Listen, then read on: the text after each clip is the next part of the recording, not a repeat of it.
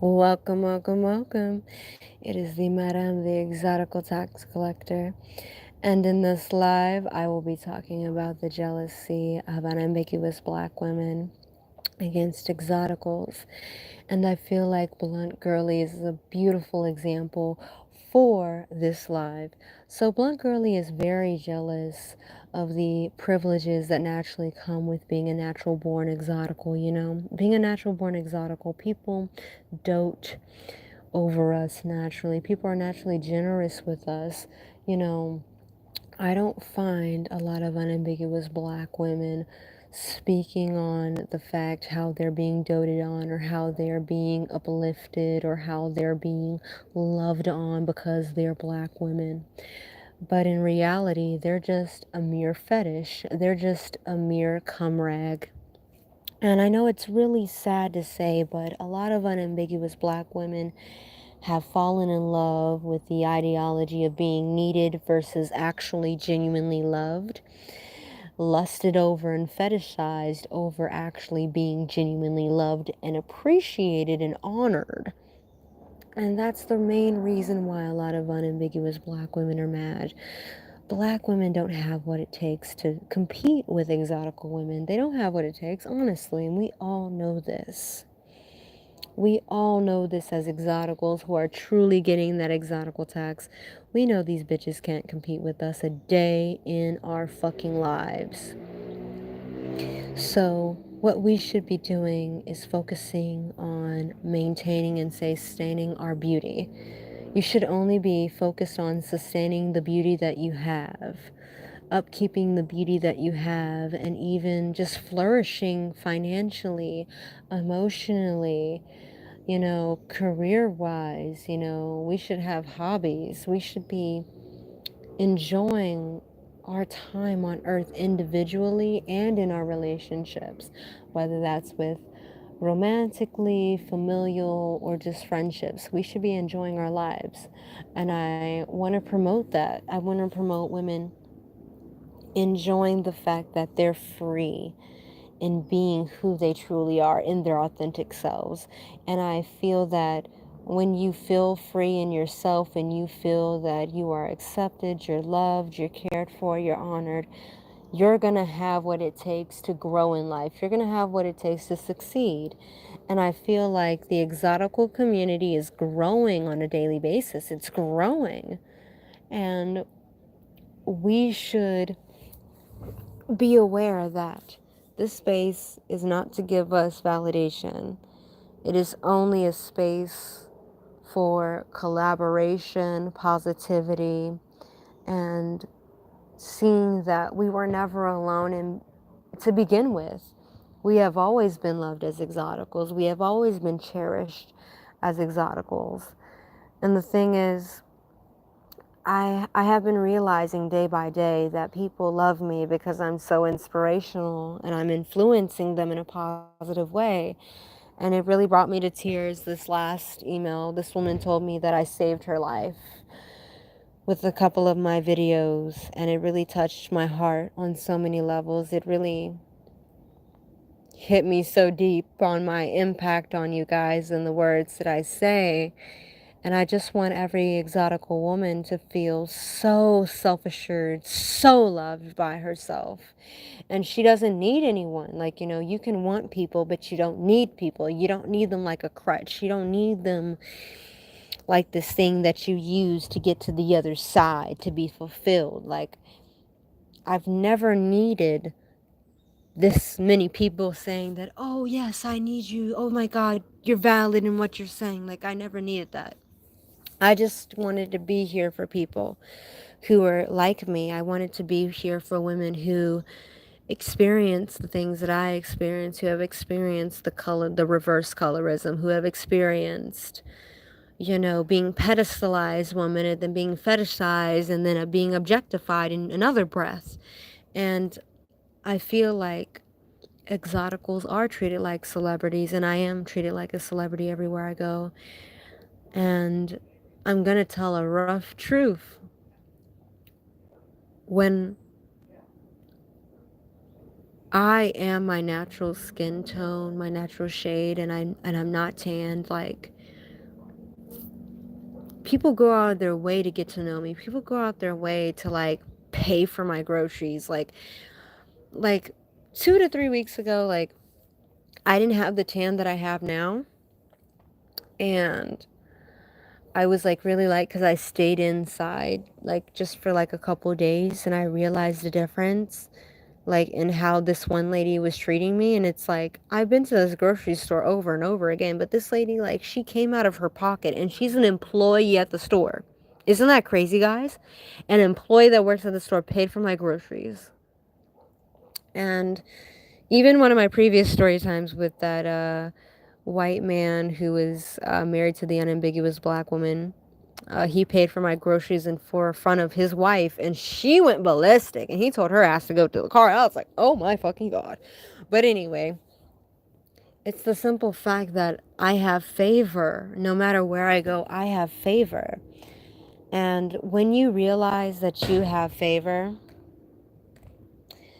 that's when life changes for you. And I appreciate everything that my supporters and my fans and my subscribers send me, even if it's just like, a comment on my live, or even if it is like a comment on my video, or just like an email towards me. It brightens up my day. It truly motivates me, because it's like, I'm not worthless. And I feel like a lot of exoticals who have been in the unambiguous black community, who have been in the Blackistan side of the unambiguous black community, can understand what I'm saying. Like, there are people who would tell me that I was worthless. Excuse me. There are people who would tell me, like, oh, you're not shit. You'll never be shit. You'll never fucking make it. Who the fuck do you think you are? Like, I had people just trying to break me down every way I turned. And when I tell you guys, sometimes I'm surprised, like, how I survived, the bullying and the constant humbling tactics that were thrown at me left, right, front, and center. But one thing I can say, Exoticals, we have true grit, and we can always pull ourselves up from our bootstraps, no matter what. Like, when I think about strong women, I think about the most impactful and influential women in my life. I think about my mother, because my mother, she got so much pretty privilege all the time, where I just feel like that subconsciously programmed me to receive the same thing, if that makes sense. And I feel like it's very important, if any of you guys have kids, that you guys teach your kids and you show your kids, that, hey, this is how I am treated, and this is how, I am used to being treated. But overall, everywhere I go, I receive pretty privilege, and it makes me feel happy. And I feel that when you care about yourself and you love yourself and you take good care of yourself, people are going to take good care of you. And that's why it's important to take care of yourself and show up as your best self. You don't need $1 billion, $1 million, a couple $1,000 to look your best self. And that's the thing. You can look your best self on a budget. I've done it before I even had the resources that I have now to be able to care for myself and do what I need to do. And when I say it's all about your timing, and you have to work on your time when it comes to your aesthetic and your beauty standard and everything that makes you feel good within. And that's the thing. I feel so good within, guys. Like, I've never felt this good within my life, like, ever before. And that's what makes it so transformational for me.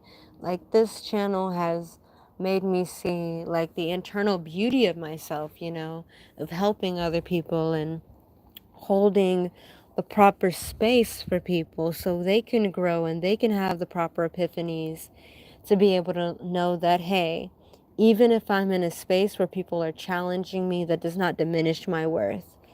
And I want you guys to know that your worth is not diminished because someone else has a negative opinion about you, or someone else can't see your amazing attributes. It's not your job to convince other people that you're great or of your greatness. It's your job to show up.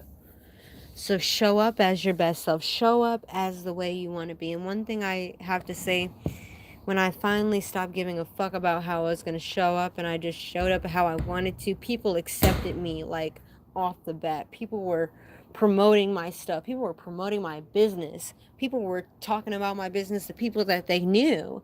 And when I realized that I didn't have to do much and all I had to do was just present myself and put on a beautiful face, that's all it took. And I'm grateful for that, you know, and I feel like that is a part of my good karma. And I feel like if you're exotical in this lifetime, you have good karma. If you're living your best life, you have good karma. If you're breathing today and existing and you can pamper yourself on your own, that's good karma. But loving yourself, recognizing who you truly are and not allowing someone to change you because of a so-called beauty standard or a so-called, you know, aesthetic or trend. Guess what? Exotical beauty is timeless and it will forever be timeless, and we cannot overlook that. We cannot deny that. And I'm just so appreciative to be in this community, and I love everybody who's subscribed to me, and I hope you have a beautiful and a blessed day. And I hope that the universe, God, or whoever you believe in keeps blessing you and keeps pouring in the best of the best into you. And with love, that is all that I have for you guys tonight. But understand, when someone dresses up in that lab coat with their name stitched on the jacket, they look credible. People are going to take them seriously. So you need to look the part. You need to dress up as the part that you are going for, and it will come to you. That's one thing I realized with a lot of different exoticals, you know what I mean? Even monoracial exoticals, like for an example of a monoracial exotical. Let's think about Pamela Anderson. I know someone's going to be like, oh my fucking God, she just called Pamela Anderson a monoracial exotical. Yes, I did. There are monoracial exoticals and actual mixed exoticals, you know, natural born exoticals. But one thing Pamela Anderson did, she came on the scene and showed people that I look beautiful with or without this makeup. I look beautiful and I am valid in my own existence. And she broke the internet. Let's be honest, Pamela Anderson broke the internet when she came up there barefaced. But another thing that I want to say is Ellis Tracy Ross, Diana Ross's daughter, she even herself is flawless with and without her own makeup. And that's the beauty of it. When you can pull off any aesthetic, any style effortlessly, yes, you're going to have bitches in uproar. But one thing I want to say is lean into your hobbies, lean into your passions, lean into your creativity as a woman, because you can make so much money to be able to support everything that you want to have in this life. I love you, and I wish all of you well. Ciao.